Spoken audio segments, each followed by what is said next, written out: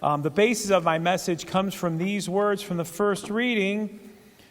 Do you understand what you are reading? Said Philip, and he said, how can I unless someone guides me? He invited Philip to come up and sit with him. Blessing to have you here. Also like to welcome everyone who is watching the service live stream. Don't have to raise your hand, but did you ever need to have something explained to you? Yeah. Went to a pharmacist, take drugs this way, right? You bought a new car, here are some gadgets, correct? You bought a new appliance, someone had to tell you how to do that. You came to a new school and someone had explained to you the routines. You joined a team, this is how we do things. We had to have things explained to us. You ever had have that happen in your life? We all do. In one phase or another, whenever we buy something new or start something new, somebody needs to explain it to us. I'm somewhat of a history geek, so wise sayings, and let me explain what they mean to you. So you guys help me out. Get the lead. Get the lead out. Where does that come from? Well, during the Oregon Trail, Easterners heard that there's a bunch of wild Indians that would shoot them, and so Easterners bought pounds and pounds of lead and put in the back of their wagon to convert into bullets. And when they found out in Nebraska and Wyoming that the Native Americans literally stayed away from the trail, there was way too many white people and it was too dangerous for them, they said, why are we carrying all these pounds of lead? Let's get rid of it. So hence, get the lead what? Next one. Don't let the what out of the bag?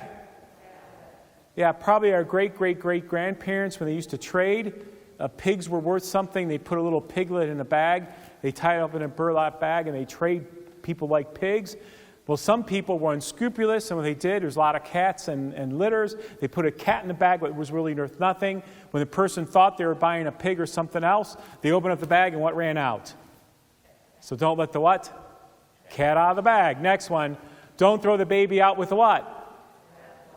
Now, it's true even today that in America, there's a couple states that still have laws that people must bathe once or twice a year, okay? I don't know if you ever met someone like, never mind, okay? Now, what is the wedding month in America? What month do we usually attribute to weddings? What month is it? That's because people used to take a spring bath, and they'd have a big tub, and they fill it with hot water. It was a rather tedious and time-consuming thing. And they started with the oldest person to the youngest person. They all took baths, and they haven't bathed for months after the winter, and so the water got really dirty. The last one that got bathed, I know it sounds rather gross, is a baby. So hence it came time to get rid of the dirty water. So don't what? Throw out the baby with the bath water. I know it sounds rather gross. So if you took a shower this morning, thank God, okay? Don't have that system. He got off what? This is a Northwest Ohio story. Who is Scott? Scott's a person who murdered someone, and due to a technicality in court, he rather got off easy. This took place in Henry County, Ohio. So there's a group of vigilantes and justice-seeking people and men in Toledo, and they were going to come down and seek things to be right. They were going to come down and seek things to be right. They all got on a train. However, somebody brought too much whiskey and bourbon. They all got drunk and forgot what they were doing, okay? That's a true story, okay? So he got off what? And finally, the last one, your name is or will be what? Say it. Mud. Where does that come from? When John Wilkes Booth shot President Lincoln in the Ford's Theater, he jumped off the second floor onto the stage, and he yelled, "Sic semper what? Tyrannus, thus to tyrants." His leg was broke. Hiding south where he thought he'd be received as a hero, he now became the nation's #1 villain, led to the largest manhunt in the history of our nation. And along came Dr. Mudd. He stopped by his place and he set his leg and said, "Why'd you do that? You have a bad reputation. Hence, your name will be what?" Something explained to you. Now, today's Confirmation Sunday, I have this message a little bit geared toward them. Most of our confirmands are 13 or 14, maybe some are even 15. And they will look forward to the day that they get to drive, right? Correct? And so we're all going to pray. Never mind. But anyways, I remember when it was time for me in Ohio to get my license. To get my license, you have to go through driver's ed. To get through driver's ed, you have to get your driving what? You have to get your driving permit. Have to get your driving permit. And I remember I had some buddies in high school said, only dummies need to study for the driver's permit. And Kurt, you don't need to study for it because I think you know enough about cars. So my dad drove me down to Mayfield Heights, where there was an exam license place, and I remember paying $6 and taking the test. And I didn't know that blind people had white and red canes and the tire depth, and you had to turn on headlights before and after a certain time. I didn't know all that stuff, and I got a 40. I still remember getting back in the car with my father. He said, "How'd you do?"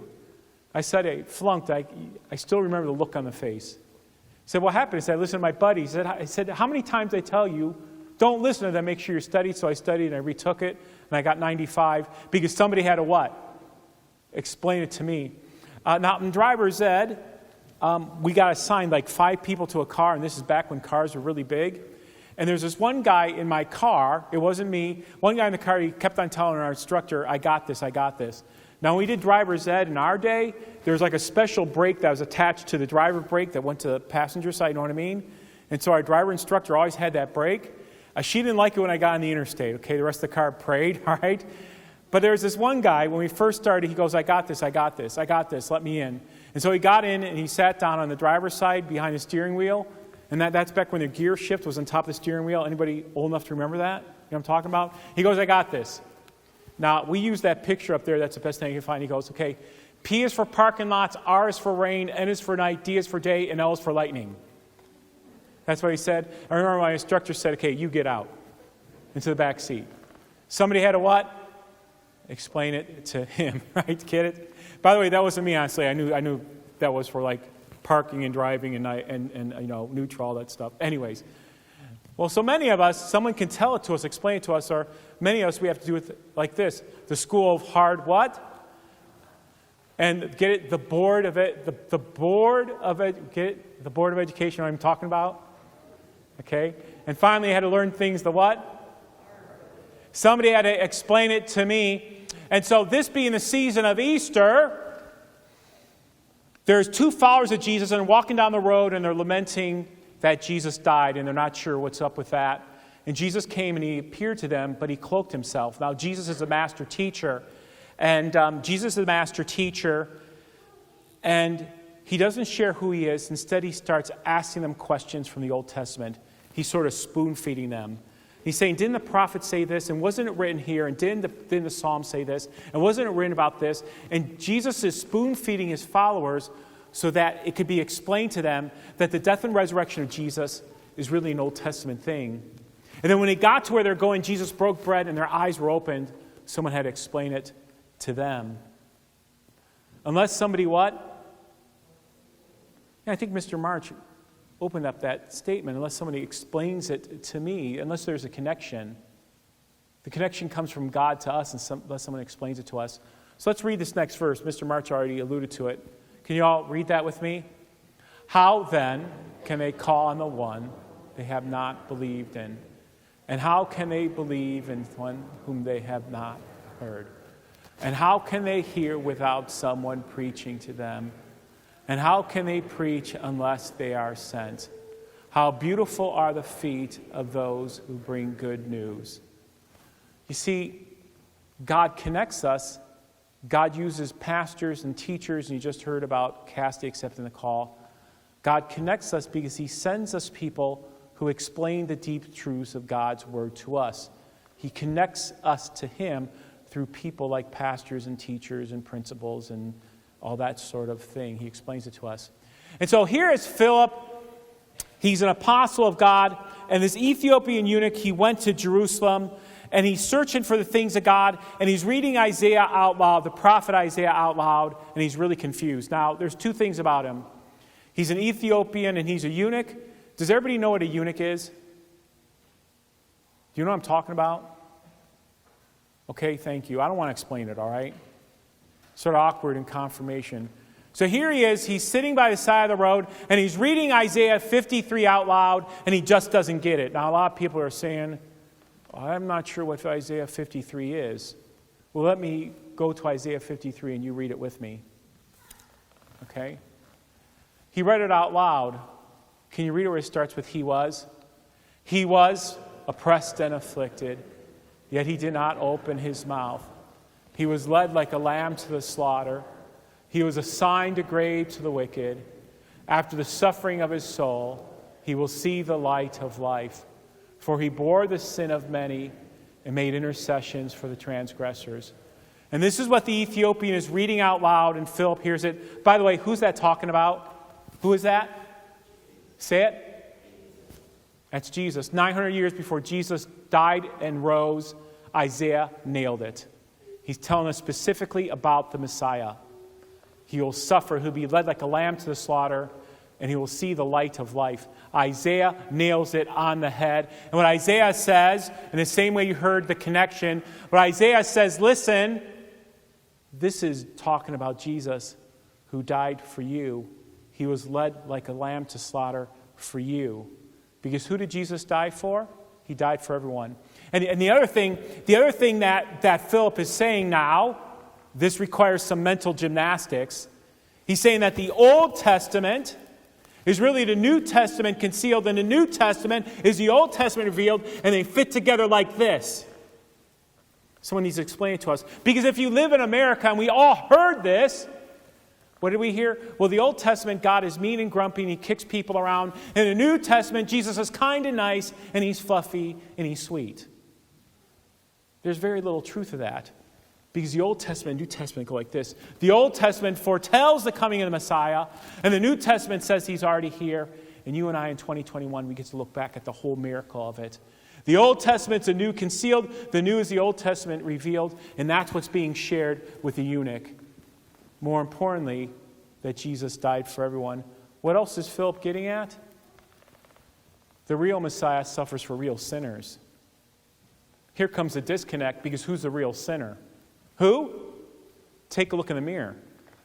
We're the real sinners. Whether it's disrespect, whether it's not liking someone who I disagree with, whether it's envy, pride, lust, greed, selfishness, whatever, you and I are real sinners. We're the ones. Martin Luther said this, little sinners need a little Messiah. Great sinners need a great Messiah. God's grace is always greater than a greater sinner. Jesus died for real sinners. That means you and I, whether the Holy Spirit has given us that or not, we are real sinners. What's the other thing real Christians will suffer? Why do bad things happen? Let me explain it to you. Bad things happen because God's not punishing us. Bad things happen so God might turn our head. Bad things happen that we might look at the cross differently. Bad things happen that we might mature and grow. Bad things happen so that we can relate to Jesus and be like Jesus. Bad things happen so maybe we can be a little bit more empathetic and understanding of others when they are dealing with bad things. Jesus came and died for real sinners, and real Christians will suffer. And what else? Want the whole story. Now, there's 13 kids in our 8th grade class, and we were talking. I was taking them through the catechism, and with all love to them, sometimes they didn't understand the whole picture. And so what I did is I went to the most popular movie ever made. You know what the most popular movie ever made that was watched by the most people? It wasn't Avatar. It's not Titanic. It's not Star Trek. It's not Star Wars. It's none of those movies. The most famous movie, the most popular movie ever made in the history of mankind that's been watched by the most people in the world has been the Jesus film. It came out in 1979. Well, why is that the most famous? It isn't because people went to theaters to go see it. The Jesus film is about the Gospel of Luke, and it was put on an 8mm film. And somebody had a small projector with a small moped, with a small projector with a small generator and a moped, and they took it into villages around the world, third world. And the generator made the projector go, and most people had a white screen, and hence people who never ever heard the gospel got to watch the whole Gospel of Luke. And that's the most watched movie in the history of mankind. The whole story of Jesus, beginning with his genealogy to his death and resurrection and ascension. The whole story. That's sort of what Philip was given to the Ethiopian eunuch. The whole story. Let me explain it to you. A couple years ago, I served on a youth committee with a pastor, and he shared with me how he became a pastor. And he said that there's this guy who was a couple years older than him, was very kind. And once a week, he took him out to McDonald's or Arby's for a Coke or a shake. And every time that he went out for a Coke and shake with his friend would read one chapter of Luke. And it wasn't a dry chapter. He explained it. He brought it to life. And week after week, he went through Luke chapter 1, 2, 3, 4, 5, and explained it to him and brought it to life. And by the time he got done with the Gospel of Luke, much like this movie, he told me I knew I wasn't only supposed to be a Christian, but I was supposed to be a pastor. And this is before he had step one in any church. He didn't grow up in church in a Lutheran school and went through cross-training or anything like that. Why? Because someone explained it to him. Unless somebody explained it to him, and that was a unique way of explaining it to him. The whole truth, unless someone explains it to me. You ever had someone in your life who was confused about God? Have you taken the time to explain it to them? Well, God made the world perfect, and here's sin, and God promised a Messiah in the Old Testament. Here's Jesus, he dies and rises. Maybe God puts people in your life, say, explain it to me. Much like Mr. March did with Connection. Now, what about the Ethiopian eunuch? He's a Gentile and defied Jewish law. But notice the gospel came to him. Let's go a little deeper. Well, Jesus died for everyone, including the Ethiopian. But let's go back into the Old Testament and see what the Old Testament says. Can you read Isaiah 56, the fulfillment of that? Can you read that with me? Surely you will summon nations you know not, and nations that do not know you will hasten to you. Isaiah predicts that people who never heard of Jesus from nations that had nothing to do with Israel will one day hear the gospel. The Ethiopian eunuch is a fulfillment of that. Read the prayer of Psalm 68:31. Can you read that with me? Envoys will come from Egypt. Cush will submit herself to God. What is Cush? Well, Cush is Ethiopia. Even the psalmist understands that one day people from Ethiopia will hear the gospel. So I share this. Do you know that there's probably more Lutherans in Ethiopia today than there are in Northern Europe, practicing Lutherans? Do you know in a year or two or three, maybe there'll be more Lutherans in Ethiopia than in North America? Do you see the fulfillment? Because someone did what? Explain it to them. So the blessings of our church, our school, cross-training, someone explains it to me. So confirmation, I want to go back to the small catechism. I see the small catechism like cornflakes. Cornflakes had a commercial. Eat them again for the first time. The catechism. Read again for the first time. What's a catechism? It's Bible 101. It's a short course on the Christian faith. Know the basics of doctrine. Martin Luther said this even though he wrote it. I must remain a child and pupil of it, and I'm glad to do so. There's probably not a week will go by that I don't refer to the catechism once or twice or three times because it's accurate. And it's not just for who? Children. And so today, probably in 15, 20 minutes, confirmands or families will come in. They'll be confirmed in the faith. And what are they going to say? Well, someone explain it to me, because confirmation is this. A statement that someone explained to me, and I believe it, and I'll live my life according to it. That's our hope and prayer. Someone explained to me what? The 10 Commandments and the Apostles' Creed. Someone explained to me the Lord's Prayer and the keys and the Lord's Supper and baptism. Someone explained to me the Bible. What a blessing that is. And maybe God's going to put you in a position where you need to explain it to somebody else. May be ready to do so. To connect, much like this. The blessing that is. How much this for a closing thought? Can you read it with me? But these are written that you may believe that Jesus is the Christ, and that by believing you may have life in his name. And all God's people say, amen.